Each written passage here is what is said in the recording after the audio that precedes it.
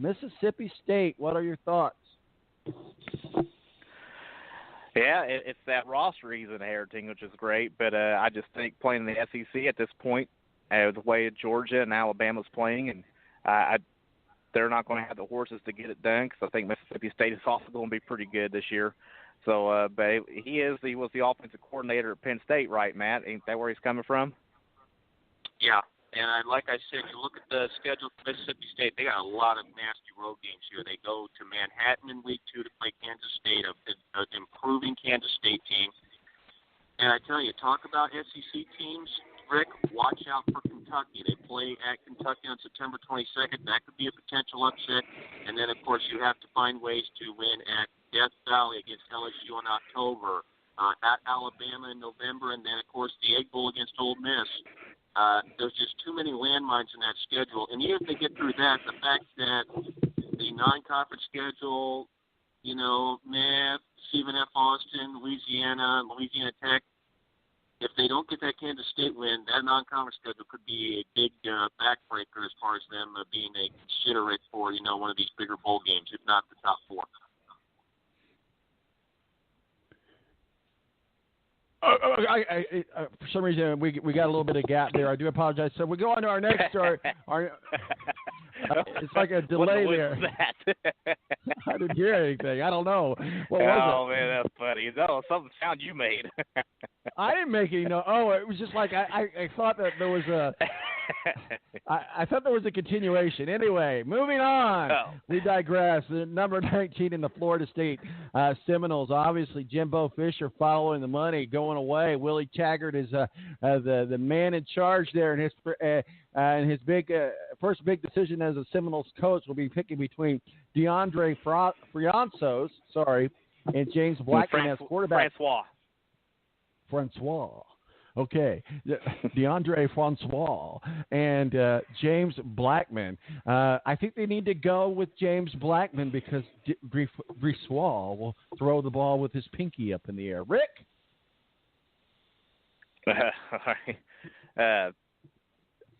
I think Blackman is going to be the starter, and I think that's probably what fits best with Willie Taggart coming from 1 year at Oregon, so he never really got his offense established there. But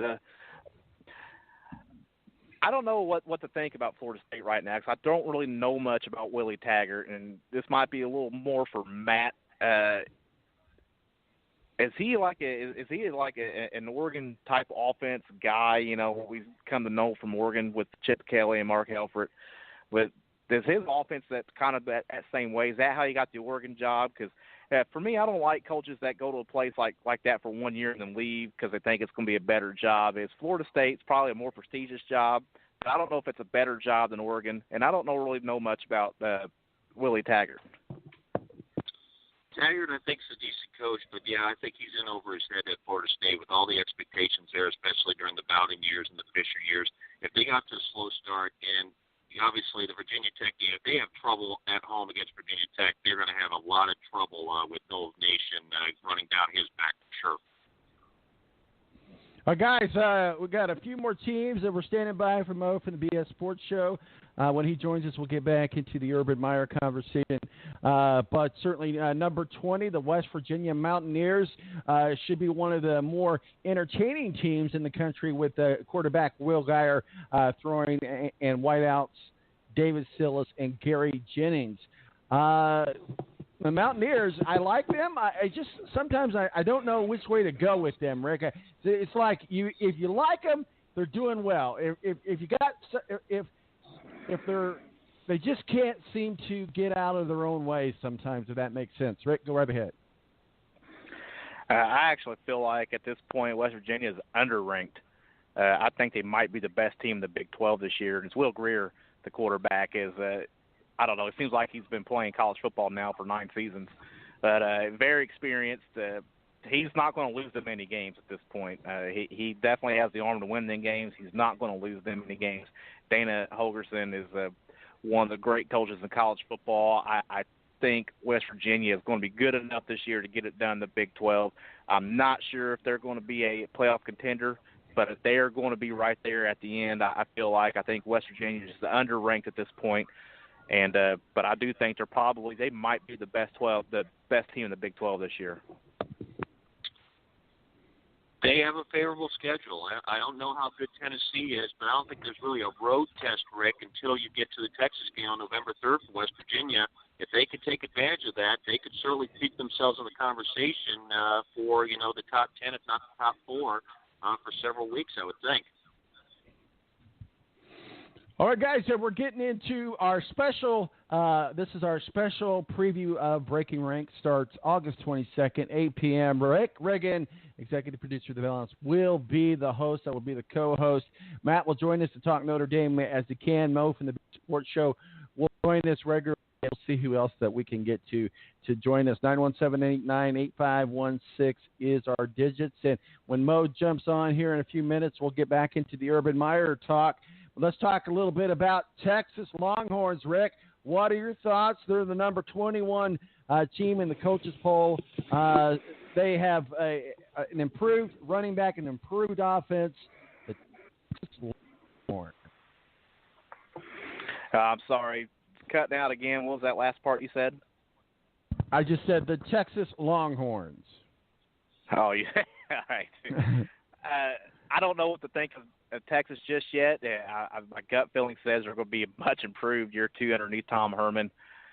Do I think that they're probably going to be towards the top of the Big 12? I don't think they're just quite there yet to win the Big 12. They're not going to be I don't think they're going to be a top 10 team this year. Maybe that's next year or year 4 or Tom Herman's not going to be this year. But definitely they're going to be a much improved team, a very solid team, a dangerous team to play against. And that game Matt just said against West Virginia, November 3rd, is that's going to be a great game. But I just don't think they get it done against West Virginia. But I'm thinking maybe 8 wins. It's a great year for Texas, year 2, Tom Herman. So, Matt, what are your thoughts on that? I think they are a team that is still a year away from getting there, but I think the word that describes them this year, looking ahead to what they could influence the Big 12, Rick, is spoiler. They have a lot of these tough teams, but they are at home, and I think that could make a big deal. It could ruin a season like, for, say, Oklahoma, who plays them at home in the Red River Shootout. West Virginia, that's a home game for them. You look at, the only TCU's also at Texas. USC is at Texas. The only really game that sticks out there that says tough is maybe Kansas State, maybe Oklahoma State. Beyond that, a majority of the tough games for them as far as Big 12 and non-conference are in Austin. So, guys, we go to Boise State, 11-3 last year. They're number 22 on the coaches poll. The Broncos are blessed with quarterback Brett Ryan and a deep backfield. I certainly look, Rick, for them to have a run in the Group of 5 berth of one of the major bowls this year. Yeah, I don't think we're going to see a UCF scenario with them. But as long as they stay where they're at, they're always going to be like one of the lower-ranked teams because they play in a weak conference and they always get good athletes. I think they need to step up a little bit, maybe join a little bit better conference, for me anyway, because I can't ever take Boise State seriously. I know they had a great run several years ago, and the whole Statue of Liberty play against Oklahoma, and that was all great, and that's why we still talk about Boise State every year in and year out. But for me anyway, I can't ever take Boise State seriously until you step up in competition. I just don't think they can get by Oklahoma State at Stillwater. Brett Whippen, I think right now is, I got to say, I think he's getting more hype than he deserves. The tapes that I saw on Brett Whippen, he looked very scared. He made some very questionable throws into traffic that he should not be making when he had other open options available.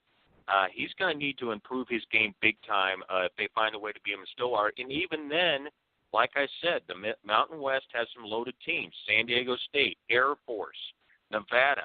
There are some dangerous teams in there. Even the BYU game looks scary. And considering how unpredictable Boise State is, Rick, even though, it's still a little bit meh, I still think there are some landmines even in the Mountain West Conference. I just don't think Boise State can avoid. Okay, guys, I'm so sorry I lost connection, but I'm back. So whatever you guys said, I totally agree with. Just making fun of your face the whole time. I don't blame you. I don't blame you at all. All right, guys. Number 23 in the coaches poll, a team I don't follow a lot, so I have to plead ignorance on this team. But Central Florida, I know they got a new head coach as well. Rick, what are your thoughts? Central Florida there in the American League. I just feel like that they're getting that 23 ranking based off last year, but now Scott Frost is gone. I don't think they're going to be the top 25 at season's end. Houston's real good. The other group of 5 teams that they play, there's a lot of pitfalls there. I wish I had the schedules in front of me of all these teams we just talked about, because I didn't know we were going to go, break down every top 25 team today. I thought we was doing the Urban Meyer talk for majority, so I apologize on that. Well, I didn't want to overdo it. So I don't have anybody's schedule. And I understand. I totally get it. I wasn't prepared on my part anyway. I have all these schedules in front of me and see what's what. But I just don't think USF is they're not a top 25 caliber team this year, in my opinion. As long as out there, I just don't think they're going to be able to get by this year. North Carolina and Chapel Hill looks iffy. Pitt looks iffy, even though it's at home, and then of course that triple option in Navy. And I think if you're looking ahead to like Navy, Notre Dame, Rick, the fact that Navy has, I think, a much bigger threat at quarterback this time around as opposed to last year, that could be a big problem. Any team that plays Navy could have their hands full, especially Notre Dame. Rick, as long as you're ready for August the 22nd, you're good, because you're the host, man. So I'm ready. You get to plan out the schedule, you get to plan out the agenda. So you'll get to have all the fun that I have every week. And just for the record, I just didn't want to do overkill on Urban Meyer because I wanted to save some thunder for Mo, and I wanted to make sure that people didn't think that all we talked about was domestic violence on the ballot. Yeah, I thought we were going to fill the gaps here with like beer or Monster energy drinks or something like that. No, I'm just kidding. we could have done that. We should have been better prepared. We should have been better prepared. All right, guys, let's move on down the list here. We're standing by for Mo from the BS Sports Show. I'm efforting to try to get with him, but I have not heard back from him. LSU Tigers, number 24, right? Yeah, my thing with them is I actually love the Cajun Cookie Monster and Ed Orgeron. I do like LSU. I just don't think they're dynamic enough on offense to keep up with anybody, but they play great defense. And they will be in the top 25, I think, at season's end, but I don't know in what capacity. Because I think maybe they won't be, because I'm thinking about 7 or 8 wins and decent bowl game, kind of like last year they had against Notre Dame. The Chance Sports Bowl. I don't remember what bowl that was played now, Matt. But I just think the way the SEC is, Citrus Bowl, that's right. I just think the way the SEC is shaping out now with Bama and Georgia, and we'll see what Texas A&M is able to do. I just think it's going to be a good year for them. I don't think right off the bat. But Florida's going to be better, and I just think the way the SEC is starting to shape out, I think that's probably going to get Ed Orgeron shipped out at the season's end. Or, at 7 or 8 wins, this isn't going to cut it at LSU. Mo is having issues with his phone. Role for LSU right now in the SEC, Tom. The opener against Miami, going down to Coral Gables, is going to be a test, obviously. If they get through that one, they still got to play at Auburn. And like I said, the best scenario for them is a spoiler for other teams in the SEC right now, possibly for Alabama and Georgia, who they both have to go to Death Valley to play them. But beyond that, I just think there's too many landmines in the way for Ed Orgeron to be able to be, a serious contender for an SEC or a top 4 spot. Mo's having issues with his phone. We may or may not be able to have him on. The number 25 team in the coaches poll. Will this be the final one? We'll get back into this Urban Meyer talk. Oklahoma State. Obviously, they relied heavily on quarterback Manson Rudolph last year, but with his departure, you got to look for Justin Hill to step up and be the man to carry that load of the offense there. But certainly Jordan, the defensive lineman, Jordan Bradford, would be a key breakout there for them as well. Rick, the Oklahoma State. Go ahead, sir. Well, Yeah, I think they're actually kind of a dangerous team, and the capacity that Matt's have brought up with some other teams that are going to play spoiler. They're going to be a tough team, and plus they sport the best mullet in the business. So they're always a team you don't want